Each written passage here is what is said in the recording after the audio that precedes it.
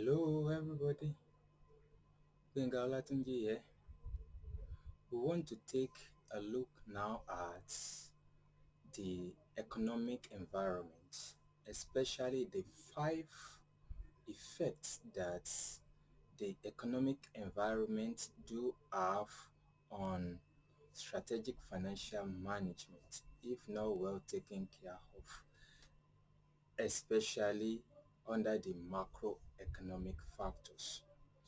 We are still under the financial management environment, in which is broken down into economic environment, and under the economic environment we have government economy and policy and macro policy targets, which primarily we'll be looking at in this video. And under this we'll be looking at the 5 effects that it has and the 5 areas that must be looked into by any government for strategic financial management and robust economy to take place in the country. And as a student of SFM, we must have this at our fingertips. And after we are dealt with this, we'll be looking at how to ensure we calculate and how to calculate GDP, gross domestic product. We will go into economic policy. We will go into the fiscal policy and its effect on businesses. We will ensure we look at the monetary policy and inflation. We will look at the monetary policy and the exchange rate, and we will look at monetary policy and the business. All these have effect on the financial management environment in any country. And as a student of strategic financial management, now we want to take a look at the economic environment, the 5 basic areas which should be the objective of any robust governmental policy on economy, and it should be the objective, and also it has effects on the strategic financial management within the environment of that country. So without any further ado, let me show us our slide so that we can have a look at the notes as we continue. And I'd love that you subscribe to GJ's Associate channel and click notification, click all, so that you can receive notification anytime we upload. Please and please click subscription, share, and don't forget, if you have any comments, and we are going to respond. I want to believe we could see the slide now. So let us go into today's topic, the economic environment. And when we are talking about economic environment, especially governmental economic policies and macroeconomic policies and its area of objective, we cannot but talk about the interest rate, the inflation rate, basically what constitutes a real economy must be looked at basically. And we must distinguish it also from the microeconomy. On the macroeconomy, we are talking about the national policies. On the microeconomy, we are talking about individual organization, and if we can step it down to a family level. But for governmental economic policy, it should touch on 5 major areas. And the first one, which should be its objective and touching point area, is that it must strive to achieve sustained real growth in the national economy. And when we are talking about real growth, we are talking about production, productivity, industrialization, manufacturing. These are real industry. And If policies will not touch on critical aspects of manufacturing in any economy, it's going to affect strategically every organization or other organizations that may be in that country, because at long run the long-term effect of it become that the nation become a consumer nation, not a producer nation, and any consumer nation cannot grow, and strategic financial management will be hindered to a greater extent.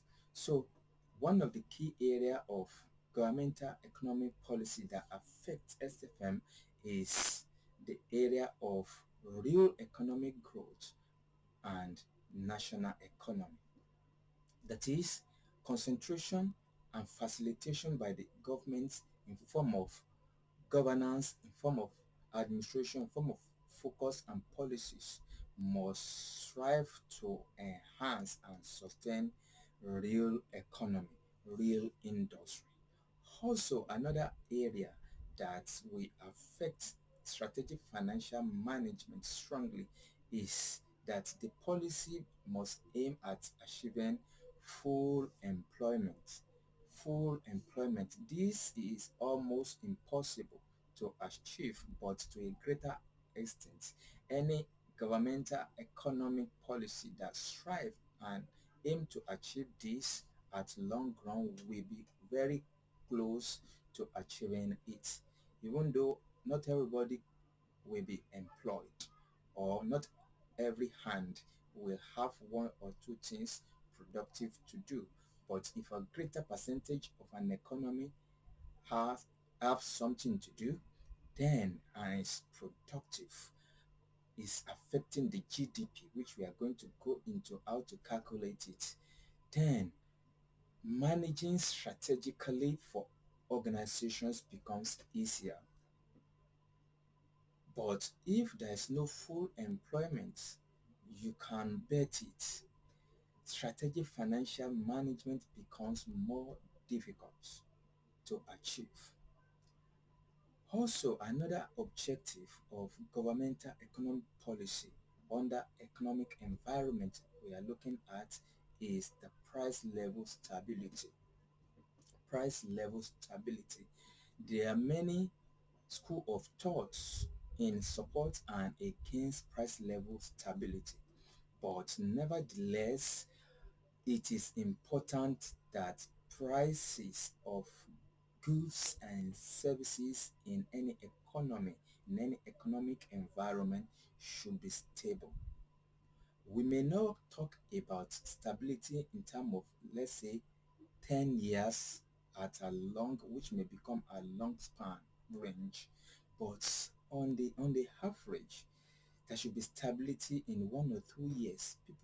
Organizations strategically should be able to project and achieve their projection without earning too much of price changes.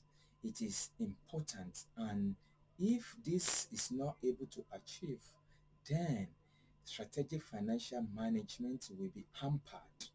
So price level stability is important for macroeconomic policy to achieve in order to positively affect strategic financial management within a nation and even within an organization.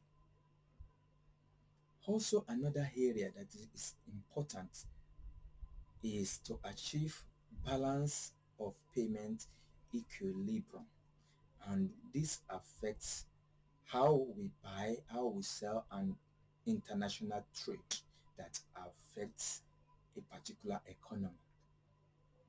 If there is no balance of payment equilibrium or balance of trade equilibrium, if the national reserve is depleted and has nothing to be relied on or to write home about, simply put, there will be a lot of pressure on individual organization, and strategic financial management will be hindered.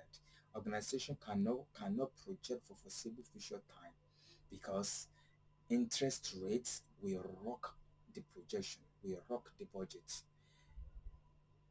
The rate of borrowing will rock the organization and may not allow them to achieve what ordinarily should be achievable easily. So, as economy on the macro scale of policy,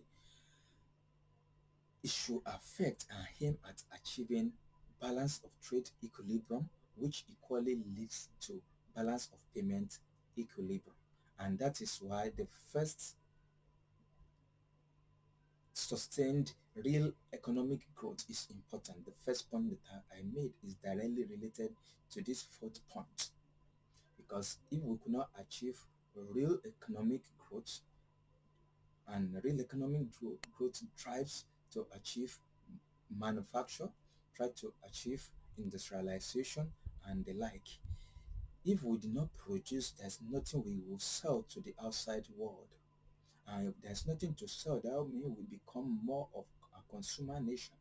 And a consumer nation becomes dependent on producing nation, and it's going to affect their balance of payment and balance of trade equilibrium negatively.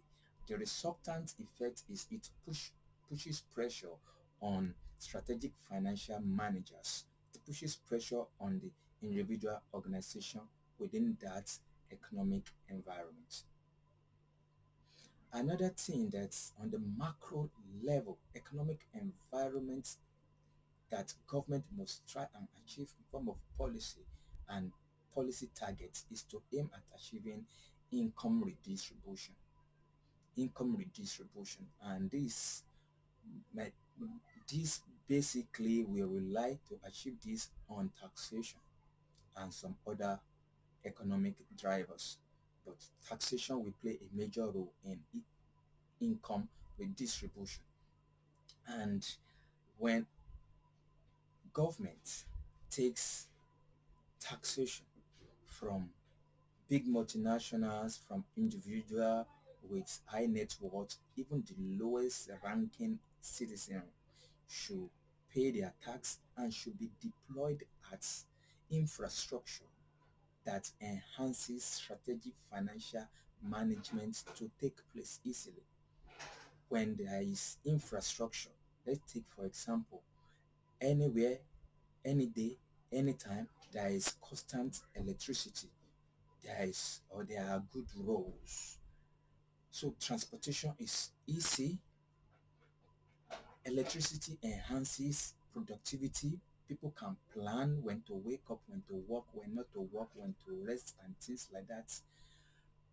These are consequence of income redistribution, which ensures that strategic financial management becomes easier. We can plan for foreseeable future time. Interest rates, there's price stability, there's full or almost full employment for citizenry, and there are no pressure of criminality and the like. All this as a way of affecting strategic financial management, because if not, let's say for example, where there's no full employment or serious employment, then citizenry lay their hand on anything that comes, which affects, which brings leakages into organization in form of theft, in form of misappropriation, in form of fraud and the like. Strategic managers are troubled. We can say a lot more on these five areas of governmental economic policy and macro policy targets that affect the economic environment of a strategic financial manager.